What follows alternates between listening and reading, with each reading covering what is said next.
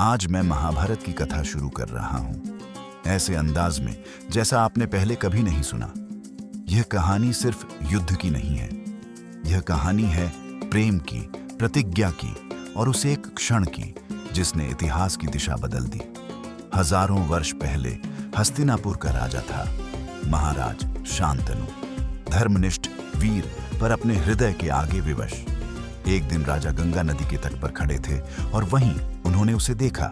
एक स्त्री, असाधारण सौंदर्य वाली, गंभीर, मौन और आंखों में ऐसा रहस्य जिसे कोई समझ नहीं सकता था। वह थी गंगा। गंगा का स्वभाव ठीक गंगा नदी जैसा था। किसी नदी को कोई नियंत्रित नहीं कर सकता। उसका अपना मार्ग होता है, अपना प्रवाह और अपना अटल निर्णय। गंगा भी वैसी ही थी, स्वतंत्र, अडिग और किसी के आदेश से परे। राजा शांतनु ने गंगा से विवाह का प्रस्ताव रखा, लेकिन गंगा ने एक शर्त रखी। राजन, आप मुझसे कभी कोई प्रश्न नहीं करेंगे, मेरे किसी भी कर्म को नहीं रोकेंगे। जिस दिन आपने ऐसा किया उसी दिन मैं आपको छोड़कर चली जाऊंगी। प्रेम में अंधे राजा ने बिना विचारे वचन दे दिया। यहीं से महाभारत की नींव पड़ी। समय बीता, गंगा रानी बनी और फिर एक पुत्र का जन्म हुआ।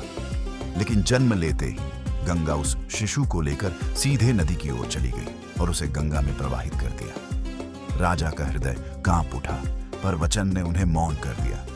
दूसरा पुत्र जन्मा, फिर तीसरा, फिर चौथा। 7 पुत्र जन्मे और 7 को गंगा ने नदी में समर्पित कर दिया। हर बार राजा तड़पता रहा, लेकिन मौन रहा, क्योंकि उसने वचन दिया था। फिर जन्म हुआ 8वें पुत्र का। जब गंगा उस शिशु को लेकर नदी की ओर बढ़ी तो राजा शांतनु स्वयं को रोक न सके। उन्होंने कहा, रुको। बस यही एक शब्द और उसी क्षण सब कुछ बदल गया। गंगा रुक गई। उसने राजा की ओर देखा और कहा, राजन, आपने अपना वचन तोड़ दिया। फिर गंगा ने वह सत्य बताया जो वर्षों से छुपा हुआ था। वे 7 पुत्र साधारण बालक नहीं थे। वे थे वसु, जो एक शाप के कारण मानव रूप में जन्मे थे। गंगा उन्हें उस शाप से मुक्त कर रही थी। 8वां, वसु शाप के कारण पृथ्वी पर जीवित रहने को बाध्य था। वही बालक था देवव्रत। गंगा ने कहा, राजन, मैं अब जा रही हूं, लेकिन यह पुत्र इतिहास बदलने के लिए जीवित रहेगा। और गंगा चली गई, बिल्कुल नदी की तरह जिसे कोई रोक नहीं सकता। देवव्रत बड़ा हुआ और आगे चलकर वह बना भीष्म। वह भीष्म जिसकी प्रतिज्ञा महाभारत की सबसे कठोर आधारशिला बनी। लेकिन यह अगले अध्याय की कथा है। महाभारत एक युद्ध नहीं है, यह उन निर्णयों की कहानी है जो समय रहते रोके नहीं गए। क्या आपको लगता है कि शांतनु एक अच्छे पति और अच्छे पिता थे? क्या गंगा एक अच्छी मां और एक अच्छी पत्नी थी?